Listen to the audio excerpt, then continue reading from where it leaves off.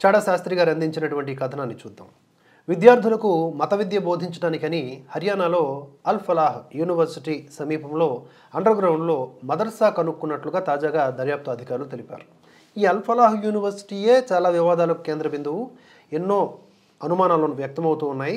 ఇప్పుడు దీని అండర్‌గ్రౌండ్‌లో ఒక మదర్సా కనుక్కున్నారంట. ఈ నవంబర్ నెల 10వ తేదీన ఢిల్లీ రెడ్ ఫోర్ట్ సమీపంలో హ్యుండై i20 కారులో బాంబు పేలుడు జరిగిన సంగతి మనకు తెలిసిందే. దీనిలో 15 మంది మరణించగా 12 మంది గాయపడ్డారు. డాక్టర్ ఉమర్ ఉన్ నబీ కశ్మీర్ నుంచి వచ్చినటువంటి డాక్టర్. ఈ అల్ ఫలాహ్ యూనివర్సిటీలో MBBS చదివి జైషే మొహమ్మద్ ఉగ్రవాద సంస్థతో లింక్ పెట్టుకొని ఈ ఢిల్లీ బాంబ్ బ్లాస్ట్స్కు భాగమైనట్లుగా దర్యాప్తు సంస్థలు తెలిపాయి. ఈ వైట్ కాలర్ టెర్రర్ మాడ్యూల్లో అల్ ఫలాహ్ యూనివర్సిటీ నుంచి 23 మంది డాక్టర్లు MBBS లేదా ఇంటర్న్షిప్ చేసిన వారు రాడికలైజ్ అయ్యారని నిఘా వర్గాలు కనుక్కున్నాయి.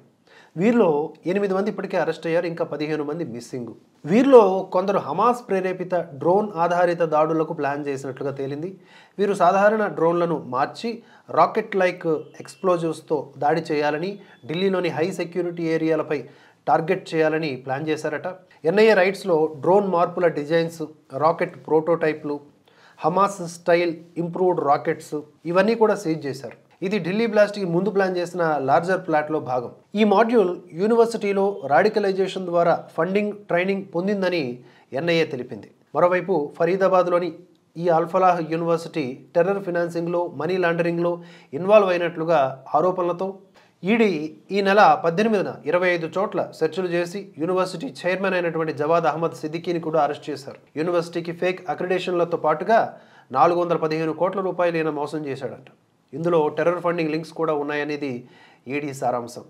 NIA టెర్రర్ మాడ్యూల్పై దర్యాప్తు చేస్తోంది. ఫరీదాబాద్ పోలీసులు నవంబర్ 21న సిటీ ఏర్పాటు చేసి యూనివర్సిటీ ఎలా టెర్రర్ బేస్గా మారిందో దర్యాప్తు చేస్తూ క్యాబ్ డ్రైవర్, మౌల్వీ మరియు ఉర్దూ టీచర్లను డిటైన్ చేశారు. NIA దర్యాప్తులో 2900 కేజీల ఎక్స్ప్లోజివ్స్ అంటే బాంబు మెటీరియల్స్ యూనివర్సిటీ సమీపంలోని లాడ్జ్లోనే దాచిపెట్టినట్లు తేలింది. అన్నిటికంటే భయం కలిగించే విషయం ఏమిటంటే దర్యాప్తు సంస్థలు అల్ ఫలాహ్ యూనివర్సిటీ సమీపంలో అంటే 700 మీటర్ల దూరంలో అండర్‌గ్రౌండ్లో ఈ మధ్య నిర్మిస్తున్న ఈ మదర్సాని కనుగొనడం అన్నమాట. పోలీసులు ఈ మదర్సా ఇస్లామిక్ ఇస్లాహు ముస్లిమీన్ కన్స్ట్రక్షన్ సైట్ను పరిశీలించగా ఈ భూగర్భ మదర్సా గోడలు 4 నుంచి 5 అడుగుల మందంతో రీఎన్ఫోర్స్డ్ కాంక్రీట్తో నిర్మించినట్లుగా కనుక్కున్నారు. ఇంత సీక్రెట్గా కట్టాల్సిన అవసరం ఏంటో మరి. ఇంకా నిర్మాణం పూర్తి కాలేదు. దీన్ని డాక్టర్ ముజమ్మిల్ అహ్మద్ గనై అలియాస్ ముసైబ్ మరియు మౌల్వీ మహమ్మద్ ఇఫ్తియాక్ నిర్వహిస్తూ ఉన్నారు. ఇద్దరు ఉగ్రవాద మాడ్యూల్తో సంబంధం ఆరోపణలపై అరెస్ట్ అయి ఉన్నారు. గత సంవత్సరమే ఈ స్థలం 14 లక్షల రూపాయలు పెట్టి కొన్నారు అని తేలింది.